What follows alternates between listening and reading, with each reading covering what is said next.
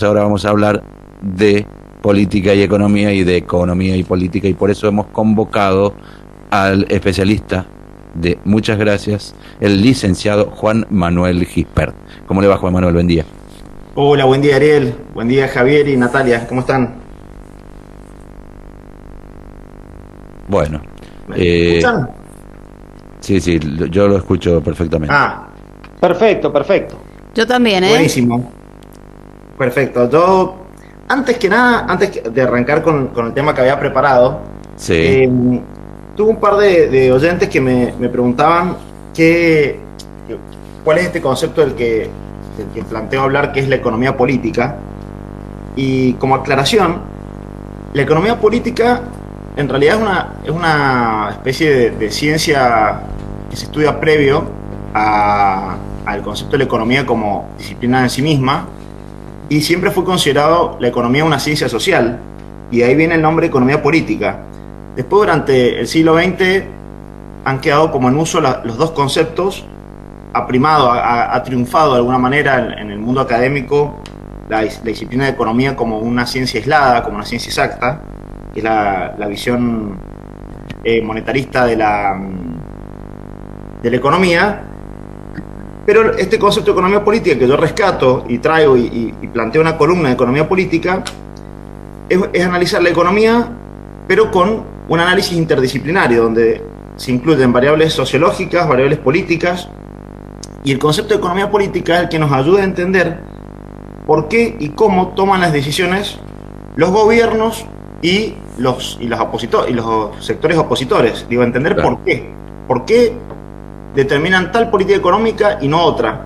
A veces la economía lo que explica es qué pasa con la política económica, o sea, qué consecuencia concreta en términos de datos duros genera tal política económica. La economía política trata de entender los por qué y los para qué.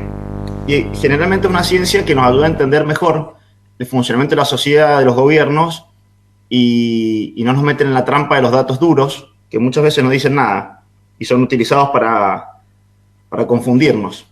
Sí, además la imposibilidad de que las ciencias económicas sean ciencias exactas a propósito de que obedecen a factores que son indómitos, entre otros las expectativas de los humanos, además de la naturaleza, ¿no?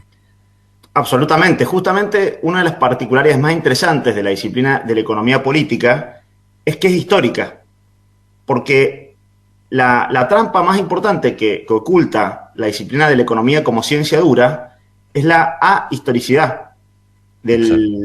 de la disciplina, como si la forma de que funciona la economía hoy fuera la forma que siempre funcionó, o como si la lógica que tiene la economía actual es la lógica que tuvo siempre. Es impensado, con la tecnología que existía en el 1300, que haya existido un sistema como el actual, el sistema capitalista. Y eso ha ido mutando, ha ido cambiando, las sociedades hemos ido encontrando formas novedosas de organizar nuestros recursos, y a partir de esas formas novedosas, los humanos nos hemos ido organizando en distintos gobiernos, con distintas políticas, leyes, etcétera, etcétera. Y justamente lo más interesante de este concepto de economía política es que historiza, tanto en el corto plazo como en el largo plazo, las razones por las cuales los humanos llevamos adelante los gobiernos que llevamos, las políticas que definimos, etcétera, etcétera. Sí, Pero bueno, esa es la específicamente, situación. fíjese a propósito del desarrollo de su columna y de su pensamiento, que ayer, que fue el Día de los Empresarios y las Empresarias, podríamos agregar ahora, argentinos, a propósito de celebrar aquella idea de la CGE, de lo que usted nos ha hablado en algunas ocasiones, Uh-huh. con la idea mentora de Bert Helbar, pide esta asociación que lleva por nombre ENAC, ¿no? Uh-huh. Propusieron la creación de un Instituto Nacional de la Economía PYME, porque como usted siempre señala, las PYME están absolutamente dispersas y no hay algo que las aglutine, así que probablemente usted nos podrá orientar al respecto. Exactamente, bueno, justamente la columna de hoy era en alusión al día de ayer. Sé que algunos invitados al programa de ayer también hicieron mención al día del empresario nacional, que se festeja los 16 de agosto todos los años a partir de 2014, por una iniciativa del diputado Carlos Heller. Y la fecha que se fijó, justamente como decía Ariel, fue por la creación del 16 de agosto de 1953, si no me equivoco, de la Confederación General Económica. Y es muy importante, justamente, muchas veces trato de evitar los análisis históricos porque no son entretenidos, muchas veces no son parte de la agenda. Hoy la agenda mediática... Fíjense esto de la economía política, nota al pie, antes de seguir con el tema del Día del Empresario Nacional. Uno agarra los diarios y lee que las encuestas dicen que las principales preocupaciones de los argentinos rondan alrededor de la inflación, de la pérdida del poder adquisitivo, de la pérdida del trabajo y de la inseguridad. Esas son las principales preocupaciones de los argentinos. Sin embargo, cuando uno ve las principales noticias... Y la salud es el otro. Y la salud, exactamente. Bueno, es interesante porque era un tema que en años anteriores no formaba parte de los temas prioritarios. No, en absoluto. Claro. Bien, cuando uno ve las principales portadas de los diarios, se encuentra con que el debate del trabajo, de la economía, está bastante tamizada por otro tipo de factores, por otro tipo de operaciones políticas, como por ejemplo ahora lo que inunda las portadas de todos los diarios digitales y en papel es la situación, esta desafortunada cena del presidente Alberto Fernández en el festejo durante las restricciones de la cuarentena, y no los principales temas. Digo, esto es economía política también. La agenda de fondo, o la agenda que más le preocupa a los argentinos, no es la agenda que forma parte del debate económico. Claro, lo que pasa es que trasladan una preocupación que puede ser absolutamente legítima, obviamente, y no ponen justamente en la reflexión de la sociedad algunos otros temas que también son sobresalientes. Entonces empieza la sociedad a, podríamos decir, digerir y asimilar esos otros temas y desvía la atención. Por eso es muy interesante lo que usted está diciendo. Absolutamente, y fíjate que estuve haciendo un ejercicio de buscar los spots y las campañas de los distintos partidos políticos, de las internas de las PASO, para poder hacer alguna interpretación de su pensamiento económico. Y es impresionante cómo en la gran mayoría, no digo todos los casos, las campañas están muy apuntadas a aspectos emocionales, y hasta ahora poco han dicho de su programa económico. No lo digo por una cuestión de, ¿cómo se dice?, de afinidad, pero los dos spots que largó el Frente de Todos en la provincia de Mendoza sí hablan de la visitan unas pymes en algunas partes, hablan de la situación de cada departamento, del riego, etcétera.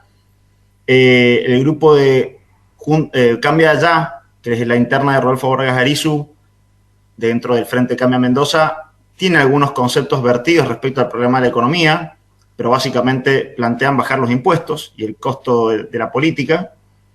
Es lo único que plantean y la fuerza, digamos, el concepto más fuerte que he podido encontrar en sus declaraciones.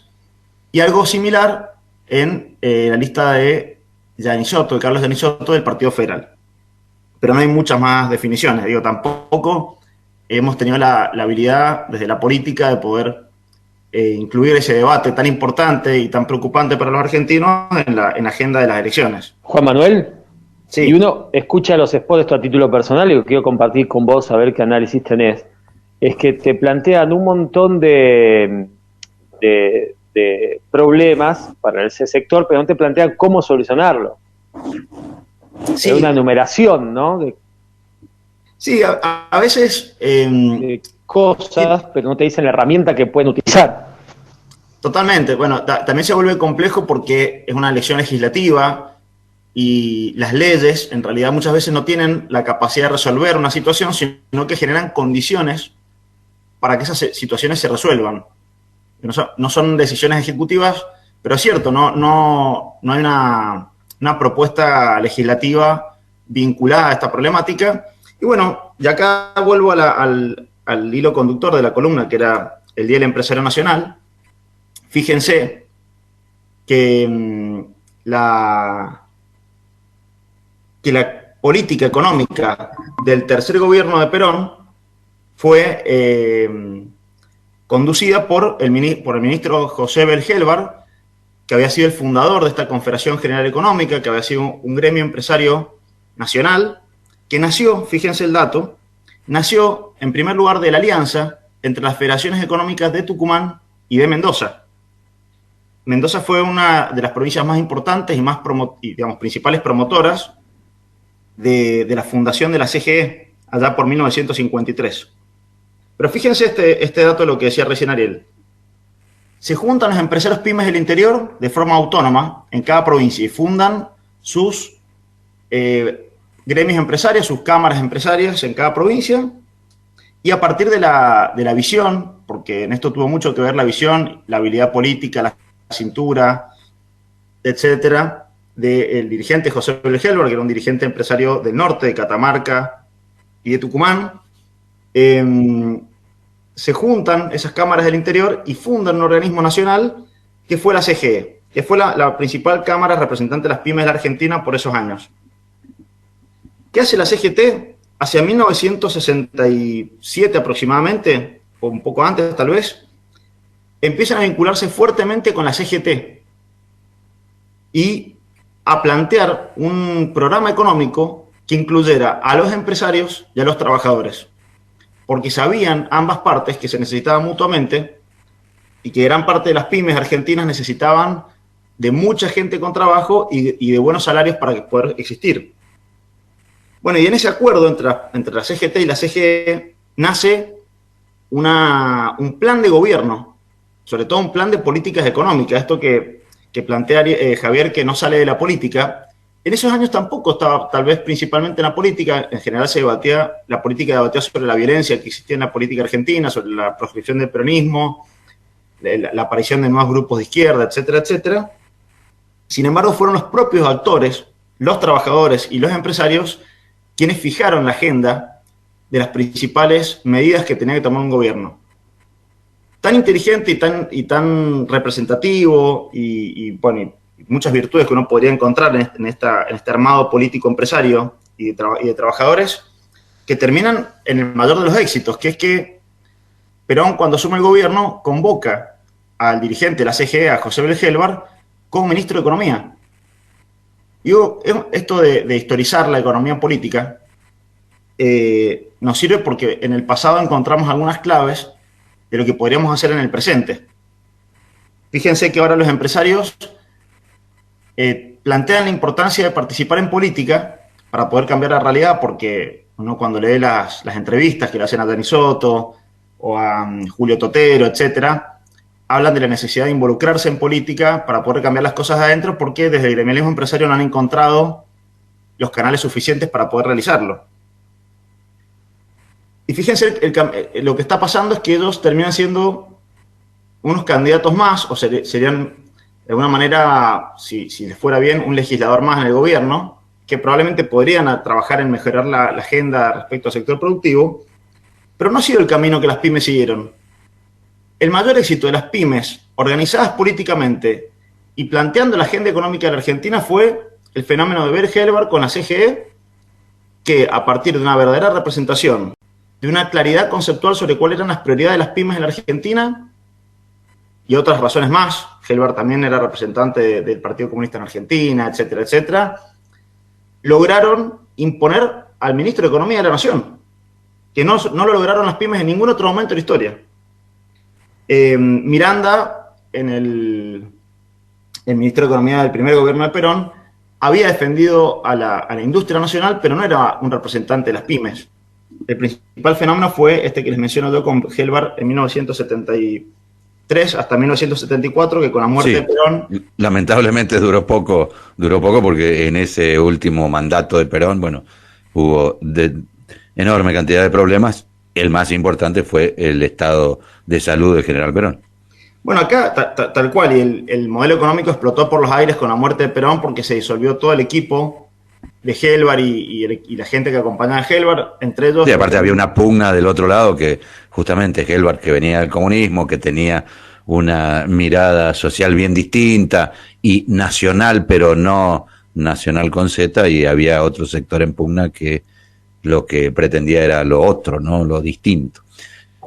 Sí, justamente Acá otro, antes, digo, recomiendo la lectura de Carlos Leiva, Leiva con Y, fue un funcionario de ese equipo económico de Helbar, está vivo actualmente y ha escrito libros muy interesantes.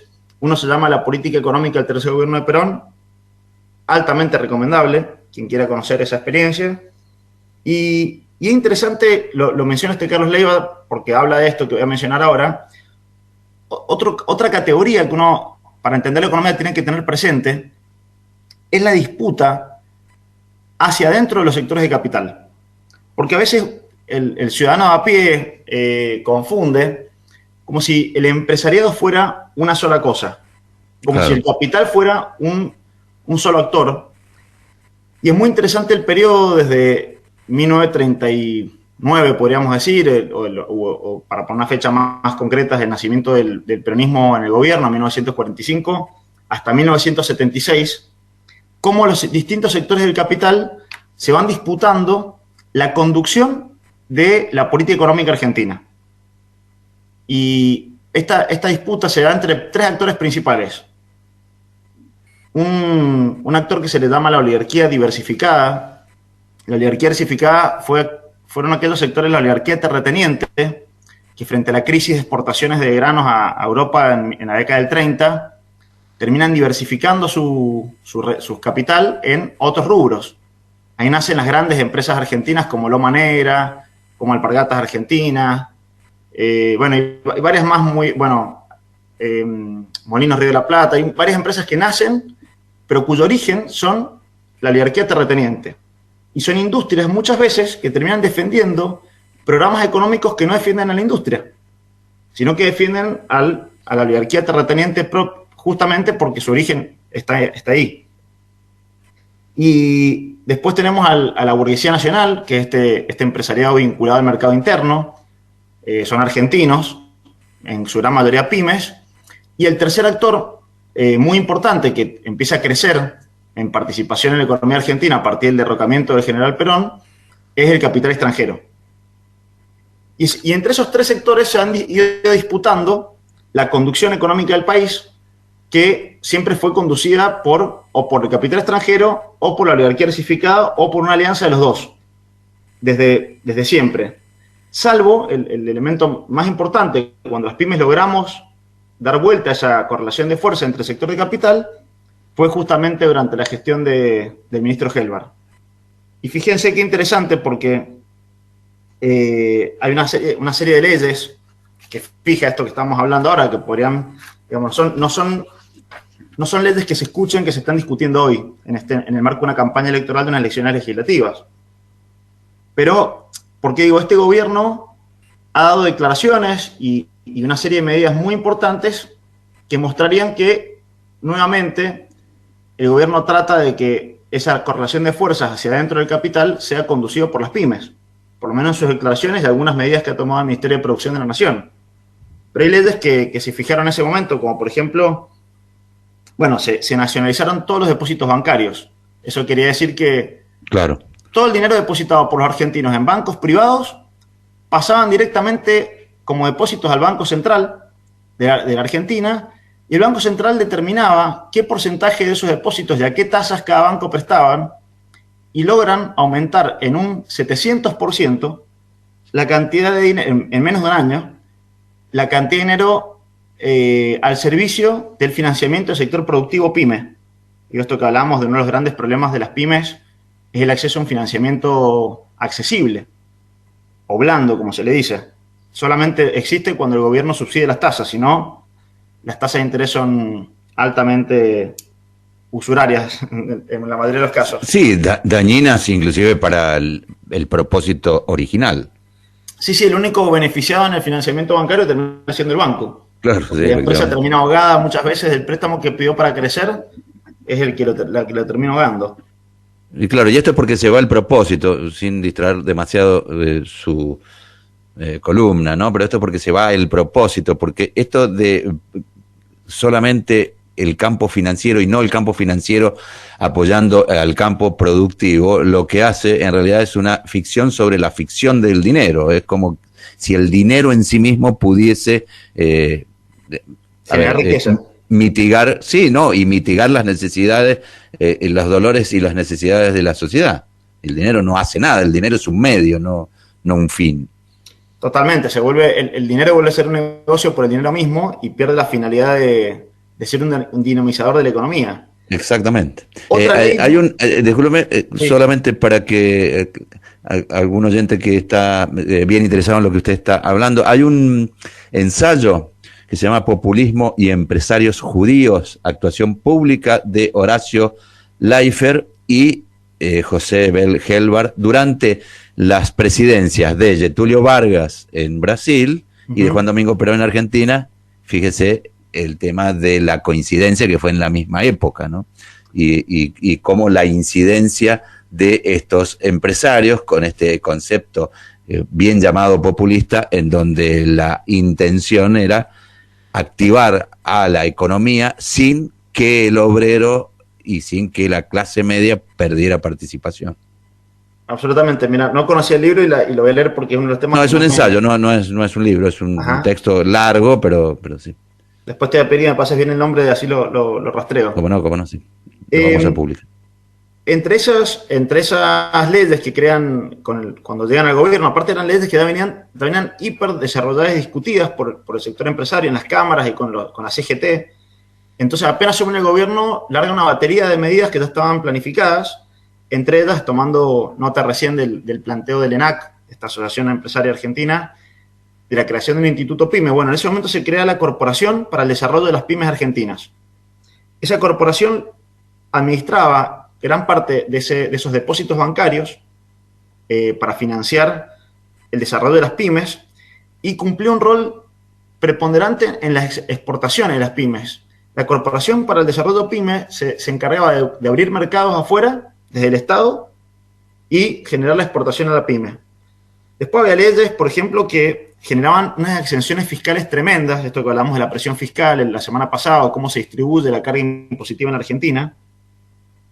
Toda empresa que invirtiera para autoabastecer algún producto que hasta ese momento se importaba, casi que no pagaba impuestos durante un periodo bastante importante. Había una serie de incentivos muy fuertes para que las pymes ganaran protagonismo y ayudaran a revertir los problemas estructurales que teníamos, que son los que tenemos hoy. Siempre es muy interesante estudiar ese proceso porque hay muchas similitudes en los problemas estructurales que tenía la economía de 1974. Los problemas del aumento de las importaciones y la caída de la cantidad de dólares que teníamos en Argentina, como las importaciones se absorbían los dólares generados por el campo. Teníamos el problema de la inflación, que también era muy difícil de controlar. Bueno, había una serie de situaciones que se parecen mucho a las situaciones estructurales que tiene la economía argentina hoy, y por eso esas leyes y ese programa económico, para mí es el punto de referencia que tenemos que ir para plantear cómo viene. No digo repetirlo, porque la historia no se repite nunca, pero sí encontrar las puntas del ovillo para desentrañar las posibles soluciones. ¿Por qué digo que están las soluciones ahí? Porque en un año de gobierno de Perón y de Helvar, todos los indicadores que se proponen mejoran. No en un 100% como se habían proyectado, pero muchos sí. Y, por ejemplo, miren se proponen como objetivo en un año que la distribución entre el capital y el trabajo sea del 50 y 50. Le decían, entre los números le decían el 50-50. Claro.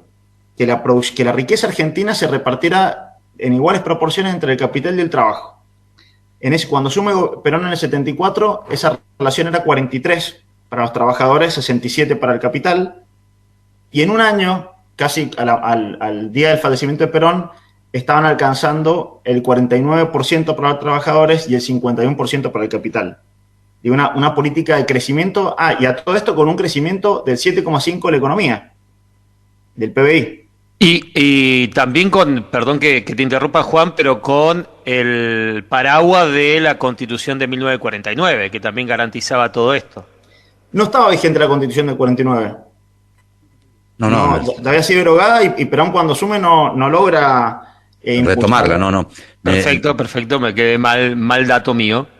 No hay problema, pero bueno, la verdad que la cantidad de leyes que impulsaron el Congreso y que aprobaron en una forma muy veloz, asumieron y en 30 días había un paquete de leyes aprobados que cambiaron todo el esquema macroeconómico, esto de condiciones económicas en Argentina, y que lograron esta velocidad de transformación de estas variables en muy poco tiempo. Lamentablemente, esto que decíamos recién, este modelo económico, este programa quedó abortado por el fallecimiento de Perón, porque Perón garantizaba la función de árbitro entre los distintos intereses que integraban tanto el justicialismo como estos intereses como el capital extranjero, que se subordinó a este programa mientras Perón estuvo vivo, porque tenía tal peso Perón en la política argentina, tanta legitimidad popular, que el capital extranjero sabía que si no se adecuaba de alguna manera a estas políticas, probablemente terminaría perdiendo mucha rentabilidad. Entonces hasta el capital extranjero se termina alineando con este programa, que apenas... Es que no hay algo que no hay algo que no se someta al consenso en el mundo que conocemos. Totalmente, pero bueno, fíjense acá también, bueno, este tema es muy profundo, pero la construcción de consensos a partir de la formación de poder. Digo, se logra consensos porque hay un actor con tal poder que permite que los consensos funcionen. Sí, claro. Cuando ahora se habla mucho de que el diálogo, el consenso, pero en realidad es un consenso mentiroso, porque quieren consenso siempre y cuando nadie tenga poder. Y en realidad los que tienen poder lo siguen sosteniendo y no permiten que las cosas cambien. Efectivamente. Bueno, clarísimo, contundente. No sé, tengo un minuto más o no. Sí, adelante. No, justo ayer, el Día del Empresario Nacional, fui a comer a estas bodegas lindas que tenemos en Mendoza, que por ahora tenemos precios relativamente accesibles. Creo que cuando entren los turistas extranjeros no va a ser más accesible para los argentinos. Y me encuentro un grupo de porteños y de cordobesas, o sea, encontraba ahí, y todos tenían el termo Stanley, este que están de moda, y el mate Stanley. Sí. Y justo pensaba, ayer yo estaba pensando en la columna, yo no tengo nada en contra de los consumidores de estos productos, pero sí creo que es un símbolo es como un sinónimo del fracaso de esta burguesía nacional. Que los argentinos compremos un mate producido en los Estados Unidos no entra en la cabeza de ningún análisis. Una síntesis perfecta de lo que suele denominarse cipayo, tilingo. Sí, totalmente. Justo tenía un amigo ahí que dice que el Stanley, el mate y el termo Stanley han funcionado como el iPhone de la devaluación macrista. Porque el objeto, viste que el objeto claro. aspiracional por excelencia, previo a el objeto de deseo, claro. Era el iPhone antes. Claro. Cuando vino la devaluación, se volvió tan caro el iPhone que ni la clase media aspiracional podía tener el iPhone, entonces lo reemplazaron al iPhone por un producto. Con el termo Stanley. Que un termo. Bueno, una simbología muy buena. Muchas gracias, Juan Manuel. Gracias a ustedes, hasta luego.